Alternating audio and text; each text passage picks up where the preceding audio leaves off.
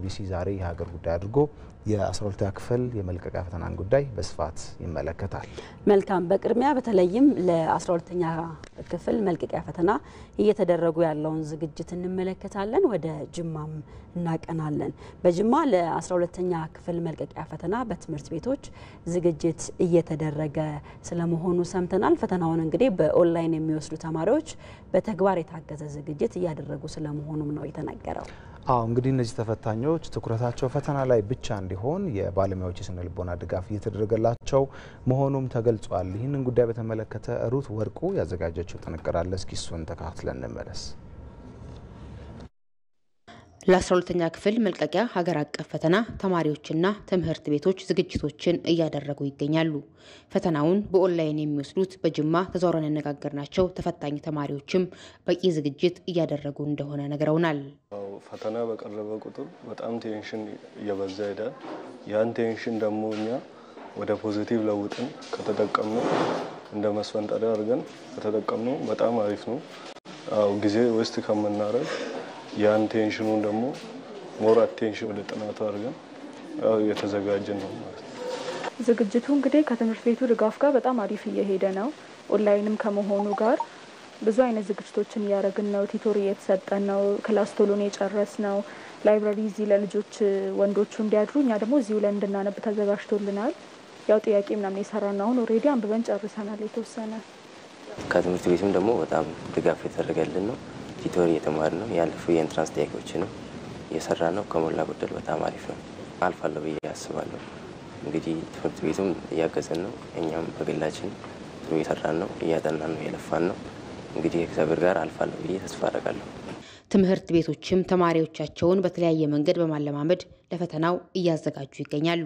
በዚህ ዓመት የኛ ተማሪዎች በኦንላይን ነው ፈተናቸውን የሚቀበሉትና ያንን ፈተና ምናልባት መቀየሩ ልጆቹ ላይ ስነ ልቦና ተጽዕኖ እንዳያሳድር ትምህርት ቤት ላይ የአይቲ ባለመምህራኖችን በደንብ ልጆቹን ሆልድ አድርገው የኦንላይን ፈተናው አሁን ባለው ሁኔታ በኦፍላይን ጥያቄዎችንም እንዴት አድርገው ጥያቄውን ገብተው እንደሚሰሩ እንዴት አድርገው ጥያቄውን ሰብሚት እንደሚያደርጉ እንዴት የራሳቸውን አካውንት ክሬት እንደሚያደርጉና እነዚህ መሰል ጥያቄዎችን ሁኔታዎችን ያው በደንብ እየሰሩበት ነው። በተጨማሪ ግን ይሄ ነገር በቂ አይደለም። አሁን በማቴሪያል ማዘጋጀት ብቻ ሳይሆን በስነ ልቦና ማዘጋጀት የተሻለ የስነ ልቦና ባለሙያ ይፈልጋል። ይሄን ደግሞ ያልነው ጅማ ዩኒቨርሲቲ ባለፈው ሳምንት ተገናኝተን በአካል ተነጋግረናል። ጋብዘናቸው ተማሪዎቹን እዚህ ሰብስበን ለተማሪዎቹ የስነ ልቦና ድጋፍ እንዲያደርጉላቸው በጣም አስፈላጊ ነገር ስለሆነ ማለት ነው። መጀመሪያ ላይ ያው ፖርሽኖችን ቶሎ በጊዜ መጨረስ ነው የተያያዝነው። ከዛ በኋላ ቤዚክ የሆኑ የኮምፒውተር ስኪሎችን ለ12ኛ ክፍል ተማሪዎች እንዲሁም ደግሞ እንደዚህ መለስተኛ የሆነ ስኪል ያላቸው ተማሪዎች ማለት ከሌላም ትምህርት ቤት የመጡ ተማሪዎች ስላሉ ለምሳሌ ቤዚክ የሆኑ ስኪሎችን ስንል ስለ ማውዝ አጠቃቀም ሞር ለፈተናው በደንብ ስለሚያገለግላቸው ኪቦርድ ላይ እንዴት አድርገው እንደሚጠቀሙ እሱን መሰረታዊ የሆነ የኮምፒውተር ስኪልን እያሳየናቸው ቆይተናል እስካሁን ድረስ። ትምህርት ቤቶቹ ከአምናው የተሻለ የተማሪ ቁጥር ለማሳለፍ ተማሪዎቻቸውን እየደገፉ እንደሆነ ይገልጻሉ። ዋናው ኤማችን ያው ተማሪዎች ነጥብ የሚያመጡ ተማሪዎችን ቁጥር መጨመር ነው። አምና ቢያንስ 11 ተማሪ ነው ያሳለፍነው። ዘንድሮ ደግሞ ቢያንስ 50 እንደ ትምህርት ቢሮ የተያዘው እቅድ 50% ነው። ብዙውን ጊዜ እዚህ የሚወጡ ፈተናዎች ይሰሩና በአገር አቀፍ ደረጃ ኮምፒተንሲ ተወዳዳሪነት ነው የሚጎላቸው ተማሪዎችን ያን ከመምህራኑ ጋር በትክክል የሚወጡ ፈተናዎች ሆኑ እንደገና በአገር አቀፍ ደረጃ የሚመጡ ፈተናዎች ላይ ልጆቹ ትክክለኛ ግንዛቤ እንዲኖራቸው ሞዴል ተፈትነው ሲነሱ እያንዳንዱ የሳብጀክት መምህር የራሱን ሳብጀክት ይዞ በእነዚህ ጥያቄዎች ላይ በቃ ዲቴይል እንዳይቀሩ ልጆቹ ተደርገው ማለት ነው ሲሰራባቸው ነበር ማለት ነው። ተፈታኞች ፈተናው ላይ ብቻ ተኩረው በሙሉ አቅማቸው መስራት እንዲችሉ የስነ ልቦና ድጋፍ እየተደረገላቸው ነው። ስነ ልቦና አንስቶ ከጅማ ዩኒቨርሲቲ ባለሙያዎች ጋር ተነጋግረን ፕሮፌሰሮች አሉ፣ ሳይኮሎጂ መምህራኖች እነሱ ጋር ተነጋግረናል። በዚህ ሳምንት ውስጥ ተቀጣጥረናል። መጥቶ በየአመቱ ልጆቹን ሳይኮሎጂካል ትሪትመንት ኦር ልጆቹ ለፈተና ሲሄዱ እንዳይረበሹ ድጋፍ ያደርጉልናል። ትምህርት ቤቶች በእነሱ አቅም መፈታት የሚችሉ ለተማሪዎች ውጤት መቀነስ ምክንያት የሆኑ ችግሮች ላይ እየሰሩ መሆኑን ገልጸውልናል። አዲስ ቀን ላይ ናችሁ ተመልካቾች። የሀገር ጉዳይ ስንል የ12ኛ ክፍል የመልቀቂያ ፈተናን አጠቃላይ ዝግጅት እየተመለከትን ነው። ቀደም ብሎ የተማሪዎች ዝግጅት ምን ይመስላል የሚለውን ለመቃኘት ሞክረናል። እንቀጥላለን። በዚህ ጉዳይ ላይ ተጨማሪ ሀሳቦችን እንዲያጋሩን እንግዶችን ጋብዘናል። የትምህርት ምዘናና ፈተናዎች አገልግሎት ዋና ዳይሬክተር ዶክተር እሸቱ ከበደና በአዲስ አበባ ዩኒቨርሲቲ መምህርና ተመራማሪ ፕሮፌሰር አለማየሁ ተክለማርያም ሁለቱም እንግዶቻችን እዚህ ስቱዲዮ ይገኛሉ። ስለመጣችሁ ከልብ እናመሰግናለን። አንድ ጥንቅር እንከታተልና ወደ ሀሳባችን እንሄዳለን። የዘንድሮ የ12ኛ ክፍል ፈተና ከሰኔ 23 ጀምሮ እስከ ሐምሌ 8 ቀን 2017 ዓ.ም ድረስ እንደሚሰጥ የትምህርት ምዘናና ፈተናዎች አገልግሎት ይፋ ማድረጉ የሚታወስ ነው። በመላ ሀገሪቱም ከ608 ሺህ በላይ የተፈጥሮና የማህበራዊ ሳይንስ ተማሪዎች ፈተናውን በወረቀትና በበይነ መረብ እንደሚወስዱ የወጣው መርሃ ግብር ያሳያል። በሀገር አቀፍ ደረጃ ደግሞ 73 ትምህርት ቤቶች ለዚህ ተለይተው ዝግጅት ማድረጋቸው ነው የተነገረው። ተማሪዎችም ለፈተናው የተለያዩ ዝግጅቶችን እያደረጉ እንደሚገኙ ቀደም ሲል እንግዲህ በመግቢያችን የነበረውን ዝግጅት አስቃኝተናቸዋል። ባልደረባችን አያንቱ እምሩ ደግሞ የ12ኛ ክፍል ተማሪ የፈተና ቅድመ ዝግጅት ምን ይመስላል ስትል በተከታዩ ዘገባ እንደዚህ ታስቃኘናለች። ከራስ አንደበት ተከታትለን እንመለስ።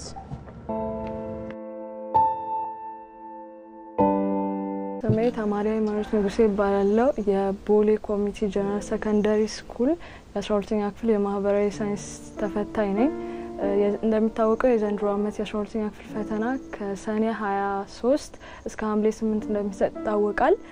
እኔም በትምህርት ቤትም ሆነ በቤቴ የተለያዩ ዝግጅቶችን እያደረግኩ እገኛለሁኝ። ስለዚህ አሁን የትምህርት ቤት ከመሄድ በፊት የተወሰነ አጥንቻለሁ። አሁን ደግሞ ትምህርት ቤት ሄደን እዚያ ያለኝ ቆይታ አብረን እንመለከታለን።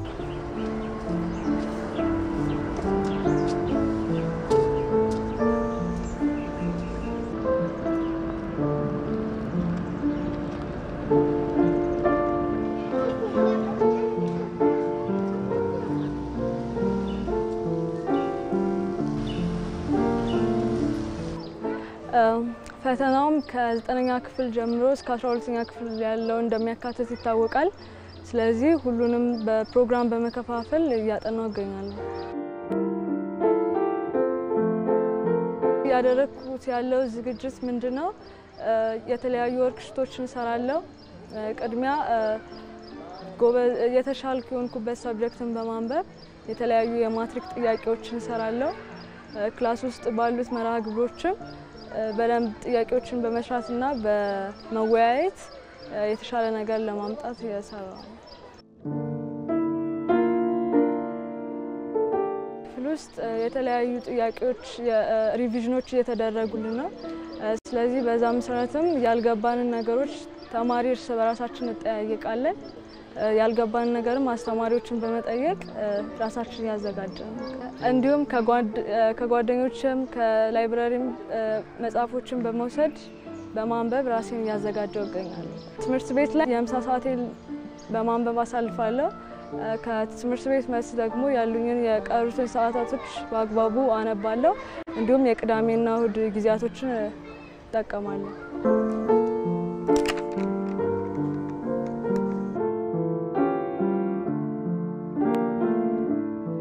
ፈተናው በሁለት መንገዶች ይሰጣል፣ በበይነ መረብና እንዲሁም በወረቀት። እኔ በበይነ መረብ ከሚፈተኑ ተማሪዎች መካከል ነኝ። ያው ፍራቻ ይኖራል። ፍራቻዬን በማስወገድ ራሴን በብቁ ሁኔታ በማዘጋጀት ጥሩ ነገር በመስራት ጥሩ ውጤት አምጥቼ አልፋለሁ ብዬ አምናለሁ። እንደኔ 12ኛ ክፍል የሆናችሁ ተማሪዎች የቀረን ጊዜ አጭር እንደመሆኑ መጠን ፕሮግራም በማውጣት ሙሉ ጊዜያችንን በመስጠት ለፈተናው ራሳችንን እንድናዘጋጅና በብቁ ሁኔታ ፈተናውን መስራት ይኖርብናል።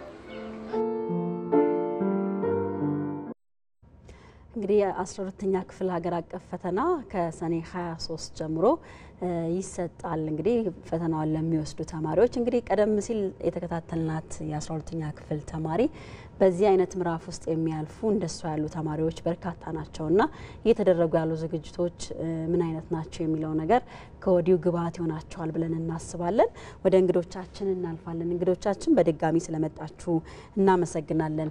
ለዶክተር እሸቱን እናስቀድምና በተለይም ቀደም ሲል እያነሳን ነው ሀገር አቀፍ የ12ኛ ክፍል ፈተና ከሰኔ 23 ጀምሮ ለተለያዩ ተማሪዎች መሰጠት ይጀምራልና ከ608 ሺህ በላይ የተፈጥሮና የማህበራዊ ሳይንስ ተማሪዎችም በወጣው መርሃ ግብር መሰረት ፈተናውን እንደሚወስዱ ታውቋል። በተለይ የ12ኛ ክፍል የመልቀቂያ ፈተናን በተሳካ ሁኔታ ለማከናወን ምን ያህል በቂ ዝግጅቶች ተደርገዋል የሚለውን እናስቀድም። መልካም፣ በጣም አመሰግናለሁ። ጥሩ ጥያቄ ነው የተነሳው። ያው የመጀመሪያው ዝግጅት ከኛ በኩል የሚደረገው የአመቱ ፈተና ከተማሪዎች ዝግጅት ከትምህርት ቤት ዝግጅት እና እንደዚሁም ከተሰጠው ስርዓተ ትምህርት ጋር ያለውን ምን ይመስላል የሚል ግምገማ ነው የተደረገው። በፊት የነበሩ ፈተናዎቻችን ምን ይመስላሉ፣ ባሳለፍነው ፈተና ላይ ምን ጠንካራ ምን ደካማ ጎን ነበረን፣ ዘንድሮ እንዴት እናሻሽል የሚሉ ነገሮችን ከባለድርሻ አካላት ጋር አብሮ የመወያየት ስራ በመስራት ከዛ በሚገኝ አግባብም የፈተና ዝግጅቱንም የፈተና አስተዳደር ስራዎችንም በመቃኘት ነው የተጀመረው። ያንን አድርገን በአሁን ሰዓት ላይ የፈተናውን ዝግጅት ሙሉ በሙሉ ተጠናቋል። በወረቀት ለሚፈተኑ የህትመት ስራው ተጠናቋል። በኦንላይን ለሚፈተኑ ደግሞ የት እንደሚፈተኑ ምን አይነት ኮምፒውተሮች ስንት የቱ ጋር እንደሚያስፈልግ የሚለውም ተጠናቆ በአሁን ሰዓት ተማሪዎች የበየነ መረቦቹ ባሉበት በሚፈተኑባቸው ቦታዎች ላይ ልምምድ እንዲያደርጉ እየተደረገ ነው ያለው። የወረቀቶቹ ደግሞ ባሉበት ቦታ ላይ የአድሚሽን ካርድ ሁሉ ተሰጥቷቸው ልምምድ እንዲያደርጉ ራሳቸውን እንዲያዘጋጁ ቅድም ስትገልጽ የነበረችው ተማሪ በጣም ጥሩ ሀሳቦችን ለሌሎችን በሚጠቅም መልኩ ነው። በእርግጥ እሷ የበየነ መረብ ብትሆንም አጠቃላይ ሁኔታውን ግን ጥሩ አድርጋ ነው የገለጸችው። ይህንንም ኮሚኒኬሽን ክልል የትምህርት አመራር ጋር በተዋረድ ካለው ዞን፣ ወረዳ ትምህርት ቤት በሚለው ላይ ያንን አብረን እየሰራን እንገኛለን። ዩኒቨርሲቲዎችም ደግሞ ትልቅ ሚና ስላላቸው ከነሱም ጋር በመመካከር እነሱም እንደዚሁ ተማሪዎችም ባሉባቸው ቦታዎች ላይ መደገፍ የማበረታታት ስራ እየሰሩ ይገኛሉ። በአሁን ሰዓት ፈታኞችን የመመልመል የፈተና ሎጂስቲክስ ስራዎችን የማዘጋጀት ሎጂስቲክስ ስንል ለፈተናው የሚያስፈልጉ ቁሳቁሶችን የማደራጀት ለዛ ዲፕሎይ ለማድረግ አሬንጅ የማድረግ ስራዎች ላይ ነው የሚገኘው። ፕሮፌሰር ወደ እርስዎ እንምጣ። እንግዲህ ባለፉት አመታት ሲሰጥ የነበረው የ12ኛ ክፍል መልቀቂያ ፈተና ብዙ ችግሮች የተስተዋሉበት እንደገና ደግሞ ኩረጃን ለማስቀረት በሚደረግም ጥረት ብዙ የሰማናቸው ነገሮች የነበሩበት ከዛ ባሻገር የውጤት ማሽቆልቆልም ጭምር የታየበት ነበርና ከዛ አንጻር ዘንድሮ የሚሰጠው ፈተና ምን ልምድ ሊወሰድበት ይገባል የሚል ሀሳብ አለዎት? እንግዲህ የተፈጠሩ ችግሮች በጥናት ተለይተው እንደሆነ አላቅም። ምንድነው የተፈጠረው ችግር የሚለውን በእውነቱ ግንዛቤ የለኝም። ግን ተማሪዎች ውጤት በዋነኝነት ውጤት ያሽቆለቆለው ቀደም ሲል ለአመታት ሲጠራቀም የቆየ ዝም ብሎ መጓዝ ያለ ዝግጅት ከክፍል ወደ ክፍል መጓዝ እና በኩረጃ ላይ ጥገኛ መሆን ነበረ ዋናው። ለምሳሌ ዶክተር እሸቱ ሊረዱኝ ይችላሉ። በ2013 50.5 አካባቢ ይመስለኛል ያለፉት። በአመቱ ግን 3.2 ነው። ይህ ምክንያቱ ምንድነው? ኩረጃ በጣም እጅግ የተስፋፋበትና በቃ መደበኛ የትምህርት ክፍል እንደሆነ ነበረ። ይሄ ነው ባለፉት 3 የፈተና ወቅቶች እኔ ጎላ ብሎ የታየ ችግር በእውነት በጥናት የተረጋገጠ አላየሁም። ዘንድሮ ደግሞ ተማሪዎች ከዶርም ዩኒቨርሲቲ ውስጥ ከመቆየት ይልቅ ወደ 150 ሺህ የሚጠጉት በበየነ መረብ ከቤታቸው እየተመላለሱ ይፈተናሉ። ምናልባት አንዱ ሰው ይጠቅስ የነበረው ከመኖሪያ ቤታቸው ርቀው መሄዳቸው ስትረስ ይፈጥራል፣ ጭንቀት ይፈጥራል የሚሉ ነገሮች ናቸው። ሊፈጥርም ላይፈጥርም ይችላል። እንደ ዝግጅቱ ነው። ትምህርት ቤቶች በቂ ዝግጅት በቂ ስነ ልቦናዊ ዝግጅት ካደረጉላቸው ቅድም ልጅቷ እንደምትገልጸው ልምምዱ ካለ የአእምሮ ዝግጅቱ ካለ አላማው ካለ ይህን ያህል ስትረስ የሚፈጥር አይደለም። ሰው ከአንድ ቦታ ወደ ሌላ ቦታ ሄዶ ሲያድር እኮ እንቅልፍ ማልወሰደኝ ይላል። በጣም መጠነኛ የሆነ ልዩነት ሊኖር ይችላል። በሌላ በኩል ደግሞ ተመልሶ ቤት መግባትን በራሱ ትኩረትን ሊያሳጣ ይችላል። በአንድ ቦታ ተወስኖ መፈተን ደግሞ ትኩረት እንዲኖር ሊያደርግ ይችላል እና ሁለቱም ጥቅምም ጉዳትም አላቸው። መልካም ወደ ዶክተር እሸቱ እንምጣና በተለይም ከዚህ ከትምህርት ዘርፉ ጋር ተያይዞ የትምህርት ጥራትን እናነሳለንና ለትምህርት ጥራት ስብራቶች ተብለው ከተቀመጡት ደግሞ ስርቆትና ኩረጃ ነው አንዱ ከስብራቶች ውስጥ መካከል። በተለይ ለፈተናው ደግሞ የተዘረጉ የተለያዩ ስርዓቶች አሉ። እነዚህ ስርዓቶች ስርቆትና ኩረጃን በማስቀረት በኩል ምን ያህል አስተማማኝ ናቸው የሚለውን እናነሳለን። ከዚህ በፊት የነበሩትን በተለይ በፈተና አሰጣጥ ላይ የነበሩ በርካታ ችግሮች ነበሩና እነዚህ ችግሮች ደግሞ እንዳይደገሙ ለማድረግ ምንስ እየተሰራ ነው የሚለውን ሁለቱን ጥያቄዎች እናንሳ። በጣም መልካም። ያው ፕሮፌሰር ጥሩ ፖይንት ጠቆም አድርጓል። ያው የምትሰፋ ናት። ያው ትልቅ ሀሳብ ነው የሰጡት። እሱን ሁላችንም አስተውሎ መውሰዱ ጥሩ ነው ብዬ ነው። የአንድ ሀሳብ ፕሮፌሰር ባለው ላይ ለመጨመር የፈተና ስርቆትና ኩረጃ ዓለም ላይ የትምህርት ምዘናና ፈተናን ከሚፈታተኑ ቀዳሚ ችግሮች አንዱ ነው። ለኢትዮጵያ ብቻ አዲስ አይደለም። ሁሉም ሀገራት ላይ ይሄ ችግር አለ። የችግር መጠኑ ግን ሀገራት ለዚህ ችግር እየሰጡት ያለው ምላሽ ከሀገር ሀገር ይለያያል።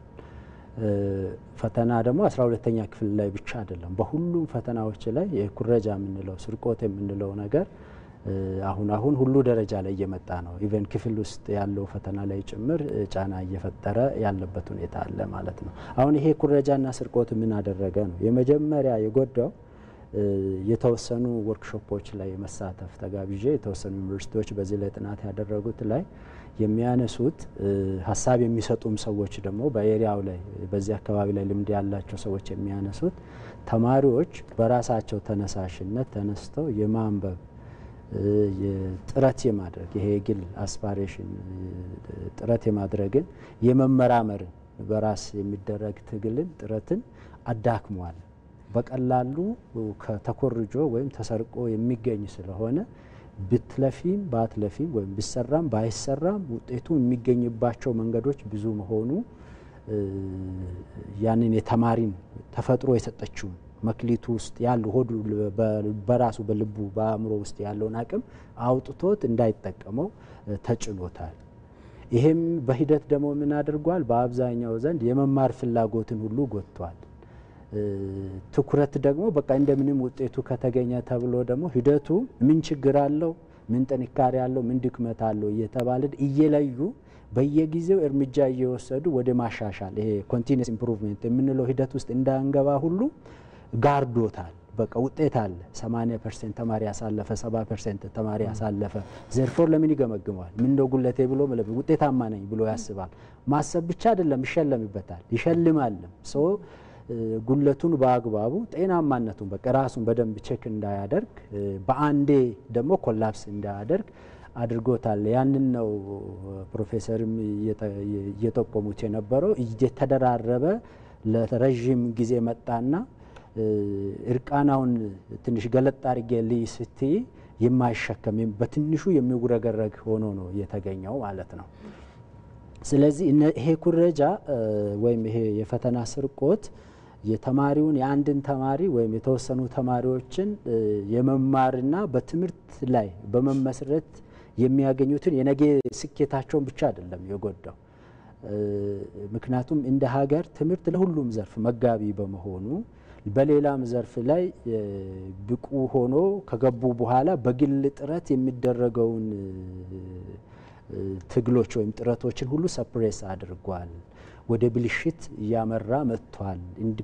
ዲፔንደንት የመሆንን በራስ ያለመተማመን እኔ ይሄ ችግር ቢመጣ ለዚህ ችግር እኔ እፈታዋለሁ እኔ ጋር የመፍታት አቅም አለ ብሎ አለማሰብን በትብብር በቅንጅት ያለ መስራትን በተገኘው የመሄድን ነገሮችን ፈጥሯል ብሎ ይተቻሉ። በተለያየ ነገር ላይ ነው በንግዱም ዓለም ላይ የኔ መክሊት ምንድነው ብሎ ለይቶ የእሱን አቅም የእሱን የውስጥ ተነሳሽነት ይዞ ተነስቶ የሆነ ናይል ከመሰማራት ይልቅ እና እከሌ ምን እየሰሩ ነው ምን ትርፍ አግኝተውበታል በሚል ብቻ እየገባ የሚከስርበት የሚወጣበት እንደዚህ አይነት ነገሮችን ፈጥሯል በሚል ተቻሉ ማለት ነው። ሶ ኩረጃው ሰፊ ነው እንትኑ አሁን አቅለን የምናየው አይደለም። ወደ ማህበረሰብ ወደ ብዙ ነገሮች ይገባል። እዚህ ባነሳ ትንሽ ሚዲያ ነው አጭርም ስለሆነ ብዬ ነው። ከዚህ አንፃር ግን ይሄን ለማስቀረት ምንድነው ጥረት የተደረገው ነው? በኢትዮጵያ በተለይም የተዘረጉ ስርዓቶች ምን ያህል አስተማማኝ ናቸው የሚለው በኢትዮጵያ ሂደት ውስጥ ከረጅም ጊዜ ባይዘ ይሄ ፈተና ስርዓት ከጀመረ ወዲህ በአንድ ተማሪም በቡድንም በትምህርት ቤት ደረጃም በወረዳ ደረጃ በዞን ደረጃም የተለያዩ እርምጃዎች ሲወሰዱ ነው የቆየው። በአገር ደረጃ የመጀመሪያው የፈተና ውጤትን መሰረዝ ይሄ ካንስሌሽን ኦፍ ዘ ሪዛልት የሚሉት ወይም በተለምዶ ማትሪክ ተቃጠለ እያለ የምናወራው ማለት እሱ እርምጃ ቆይቷል እየተወሰደ ነው። በትምህርት ቤት ደረጃ ሲወሰድ ነበር፣ በተወሰኑ ተማሪዎች ደረጃ ሲወሰድ የነበረ ነው።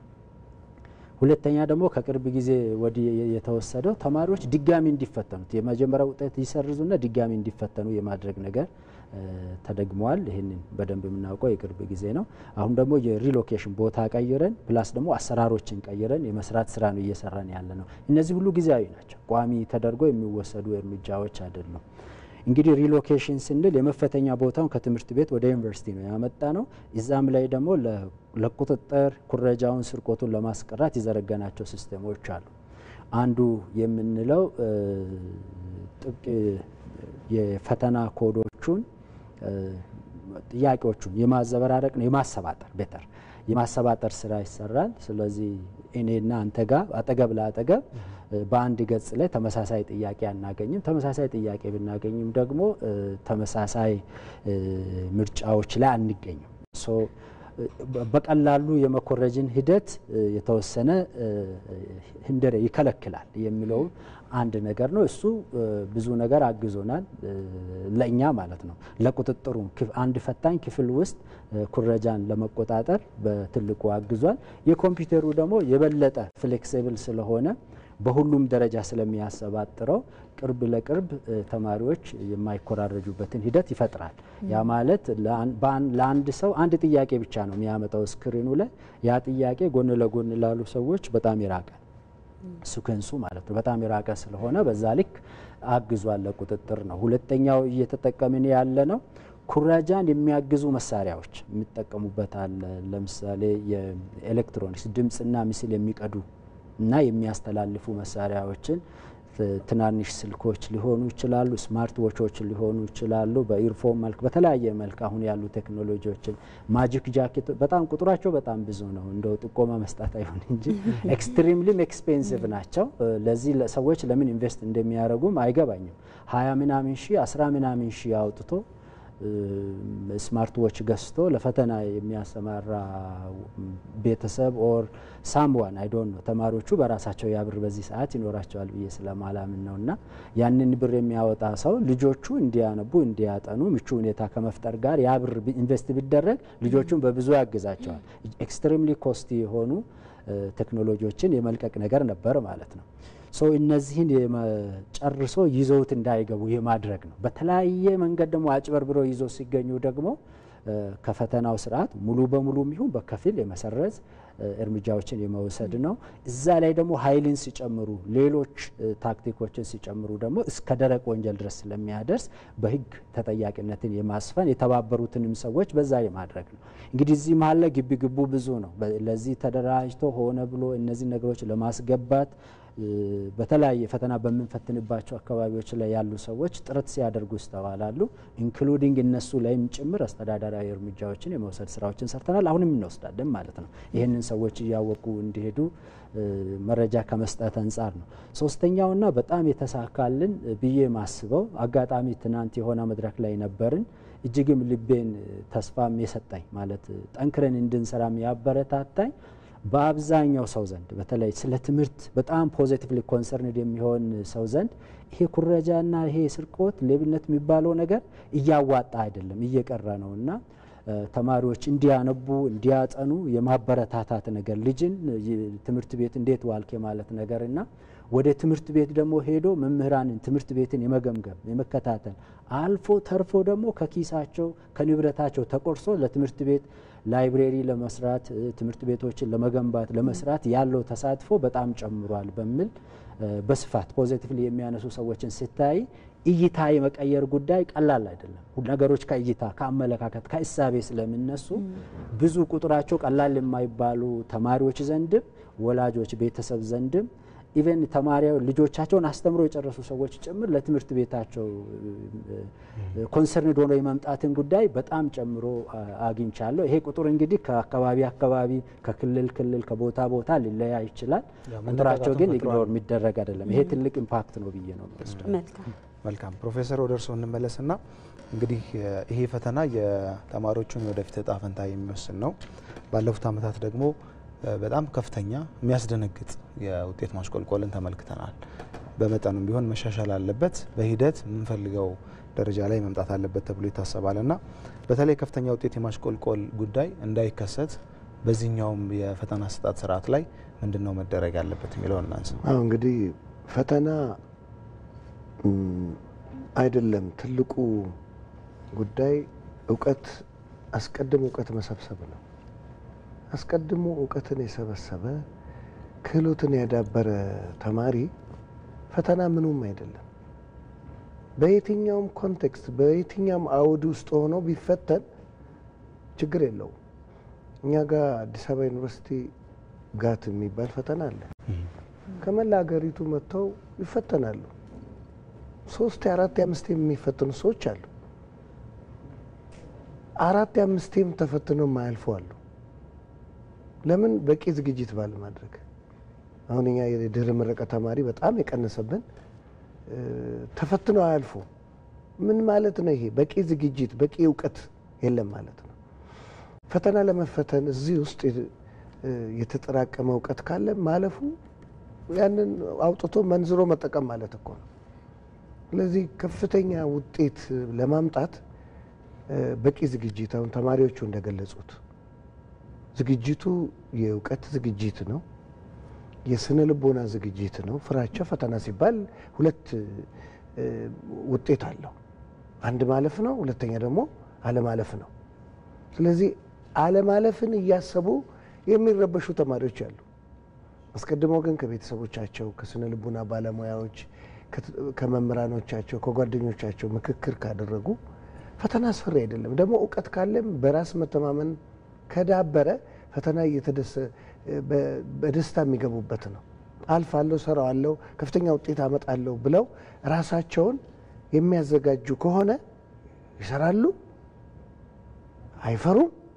አይፈሩም፣ ይሰራሉ፣ ከፍተኛ ውጤት ያመጣሉ። ስለዚህ የተማሪዎች ዝግጅት አሁንም በልጆቹ ዙሪያ ያሉ ሰዎች ናቸው አስፈሪዎች። በልጆቹ ዙሪያ ያሉ ሰዎች እዛ ብትፈተን ጥሩ አይደለም። ለምሳሌ ዩኒቨርሲቲ አስደሳች ቦታ ነው፣ ለጉብኝትም ይመጣሉ። ግቢዎቹ በጣም የሚያምሩ ናቸው። ለምሳሌ የኛን ዩኒቨርሲቲ ብንወስድ ተማሪዎች ኢንጆይ ማድረግ ዩኒቨርሲቲ በቃ በዛው ገባ እንደ ፈንም ገባ በቃ እዛው ነው የምትመደበው። እንደዚህ ፈን ሰርተው ቢመጡ ለልጆቹ አእምሮ ይቀላል። በቃ እዛ ልጄ በህይወት የተለየ ያህል እኮ መላቀስ ሁሉ አለ። ይሄ ወላጅም ራሱ አስተዋጽኦ አለው።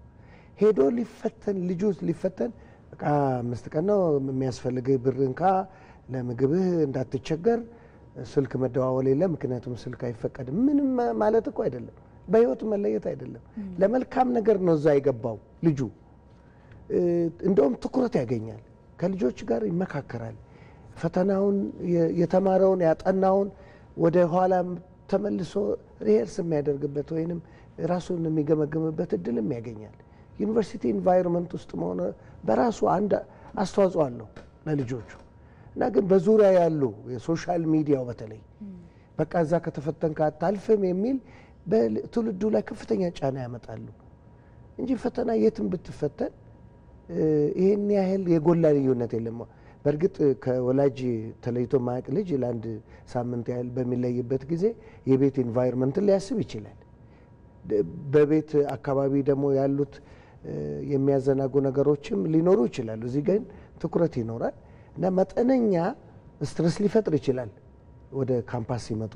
ግን ያንን አስቀድሞ ትምህርት ቤት ካዘጋጀ፣ የትምህርት ቤት ካውንስለር ካዘጋጀ፣ ወላጆች ደግሞ ካዘጋጁ አሁን ከአሁኑ ጀምሮ እንኳን ልጆቹን ቢያዘጋጁ ወደ ከአንድ ወር በላይ አለ ጊዜ እና ይሄ ነው እንጂ ይሄን ያህል የቦታ ለውጥ ሰው ሀገር ብዙ ኪሎ ሜትሮች እኮ አቋርጦ ፈተና ይወስዳል። እኛ ድሮ እኔ ልጅ ሆኜ 6ኛና 8ኛ ክፍል ነገ እንቅልፍ ስለሚወስደን ሄደን አስቀድመን እንደር ብለን ትምህርት ቤታችን ነው የምንፈተነው። በእርግጥ ቅጠል የባህር ዛፍ ቅጠል ሸምጥጠን የተማርንበት ክፍል ውስጥ ያንን አድርገን ደረቅ መሬት ላይ ተኝተን በማግስቱ እንፈተናለን። እንቅልፍ ይወስደናል ብለን ሰዓት የለም አገጠር ውስጥ ያኔ ሰዓት የለም፣ ሞባይል የለም፣ ምንም የለም። እንዳያልፍ ፈተናው እንቅልፍ ወስዶን እንዳያልፈን ማታውኑ ገብተን አድረን እዛው ተኝተን እንግዲህ ተመልከት፣ ብርድ ይኖራል፣ መሬቱ መኝታው አይመችም። ያን ተፈተነን እዚህ ደርሰናል። ይሄን ያህል የሚያካብዱ ማለት በቃ ነገሩን ልጆቹን አእምሮ የሚጎዳ ስራ እየተሰራ ነው። በተለይ ሶሻል ሚዲያ በዚህ በኩል በእውነት አደብ ቢገዙ ጥሩ ነው። ልጆቹን የሚጎዳ ነገር ነው የሚሰሩት። ሲስተሙ ነው ልጆቹን የሚጎዳው። የትምህርት ጥራትም እንዳይመጣ ልጆቹ እንዳያጠኑ ከዚህ በፊት በኩረጃ ላይ ያደረገው ልጆቹ አይደሉም። ልጆቹ ተቀባይ ናቸው። ጥሩ ነገር ከተሰጣቸው ራሳቸውን አዘጋጅተው ይመጣሉ። አሁን እኔ አንዳንድ ላይብረሪ ውስጥ ይሄ ፈተና በ3 ዓመት ፈተና በጥብቅ ቁጥጥር በመደረጉ ምክንያት ላይብረሪ ሰልፍ እያየን ነው። ስለዚህ ቅድመ ዝግጅት መደረግ አለ። ቅድመ ዝግጅት የስነ ልቦና የእውቀት በትምህርት ቤቶች ደግሞ ምን እያየሁ ነው? የቅዳሜና እሁድ ክለሳ እንሰጣለን። ቀርቷል እኮ እሱ። በእኛ ጊዜ እኔ ትንሽ ከአዲስ አበባ ወጣ ባለ ቦታ ነው ተወልጄ ያደግኩትና 40 ኪሎ ሜትር ያህል ከዚህ የሚርቅ ሆለታ። ድሮ በቂ መምህር በሌለን ጊዜ አዲስ አበባ መተን እኮ ክለሳ እንወስዳለን። መልካም፣ ምናልባት ሰዓታችንም እየሄደ ስለሆነ አጠር አድርገው ዶክተር እሸቱ ያንሱልን። አሁን የፈተና መስጫ ጊዜውም እየተቃረበ ነው የመጣውና ስለዚህ ተማሪዎች፣ ትምህርት ቤቶች በአጠቃላይ ምን አይነት ዝግጅት ማድረግ አለባቸው? አሳጥረው ይንገሩ። ፕሮፌሰር በጣም ጥሩ ነገሮችን እያነሱ ነው። የመጀመሪያ ፈተና ስደርስ ያው እኛ እንግዲህ በየጊዜው እየተፈተንን ስለመጣን በጣም የሚጎዳው የስነ ልቦናው እችለዋለሁ፣ ተዘጋጅቻለሁ፣ ዘርፎር እመልሳለሁ ብሎ ራስን ለራስ መናገር ነው የሚባለው። ለራስ መናገር በጣም ጠቃሚ ናት። እቺ ቅድም የሚባለውንም የተለያዩ ሾኮችን አብዞርብ የሚያደርገው እሱ ነው ተማሪዎች። ስለዚህ የሚበቃኝ ያህል አንብቤ ያለው ውጤት አመጣለሁ፣ እኔ እችላለሁ፣ እሰራዋለሁ ብሎ ወደዚህ እምነት ራስን ማምጣት ለተማሪዎች በጣም ጠቃሚ ነው። ቤተሰብም ልጅ ያንብባለች፣ አጥንታለች፣ ትሰራለች ብሎ ያንን መልካም ነገሮችን እያወሩ ልጆችን ወደዚህ ሰብሰብ ማድረግ በጣም ጥሩ ነው ከስነ ልቦናው አንጻር። ፊዚካል ዝግጅቶች ያስፈልጋሉ። ወረቀት ላይ የሚፈተኑ ልጆች ከነሱ የምንፈልገው እርሳስና መቅረጫ፣ ሌላ ምንም አያስፈልጋቸውም። ምናልባት ወደ ዩኒቨርሲቲ ስለሚገቡ ማታ ላይ የተወሰነ የማታ ልብስ መያዝ ያስፈልጋል። አንድ የተወሰኑ ቀናትን እዛ ስለሚቆዩ ዩኒፎርማቸው ላይ የሚቀይሩት ልብስ ካለ እሱን መያዝ ጥሩ ነው። ካልሆነ ግን ማጠቢያ ምንም ስላለ ብዙ አያስቸግርም። አንዳንዶቹ ብዙ ነው ባይዘ አንዳንድ ቅድም እያነሳ እንዳለው እንደ ፕሮፍ አንዳንድ ልጆች 4፣ 5 በጣም ትላልቅ ቦርሳዎችን ይዘው የሚመጡ ልጆች አሉና ያ ሁሉ አያስፈልግም። የተወሰነ ነገር ኖሮ መያዝ በፌስታልም ይሁን በትንሽ ቦርሳም ይሁን በትልቅ ቦርሳም ይሁን ሰዎች ልጆቹ ባላቸው ነገር ትናንሽ ነገር ይዞ መምጣት ይጠቅማል። ለምሳሌ ደብተራቸውን ሲያነቡበት የነበረውን መስታወሻ ደብተር አለ አይደል? ክፍል ውስጥ የጻፉበት ለጥናት ደግሞ አጥሬራ እንደዚህ አጭራጭር ነገር ያወጡበትን እሱን እንደዚሁም ክፍል ውስጥ ሲያነቡ ሲማሩበት የነበረውን የተማሪውን ቴክስት ቡክ ቅድም ልጅቷ ስታቀርብ የነበረው ጋይድ ላይኖች አሉ። የተለያዩ ትላልቅ መጽሐፍት አሉ። እነሱን ይዞ ቢመጡ የሃይማኖት መጽሐፍት አንዳንዶቹ ጸሎት ላይ ሃይማኖት ላይ ጎበዝ ተማሪዎች አሉ። መጽሐፍ ቅዱስ ሊሆን ይችላል፣ ቅዱስ ቁርአን፣ ሌላም እንትን ብኖር እንደዛን ይዞ መምጣት ይችላሉ። በግላቸው ያንን ሁሉ ማድረግ ስለሚችሉ ማለት ነው። ከዛ አንፃር ዝግጅት በዚህ መልክ መዘጋጀት አለባቸው ይችላሉ። መልካም እናመሰግናለን። እንግዶቻችን የትምህርት ምዘናና ፈተናዎች አገልግሎት ዋና ዳይሬክተር ዶክተር እሸቱ ከበደ እንዲሁም በአዲስ አበባ ዩኒቨርሲቲ መምህርና ተመራማሪ ፕሮፌሰር አለማየሁ ተክለማርያም በማለዳ መጣችሁ ይህን የመሰለ ቆይታ ስላደረግን ስለ ሀሳባችሁም ስለ ጊዜያችሁም ከልብ እናመሰግናለን። መልካም ቀን እንዲሆንላችሁ እንመኛለን። በጣም እናመሰግናለን።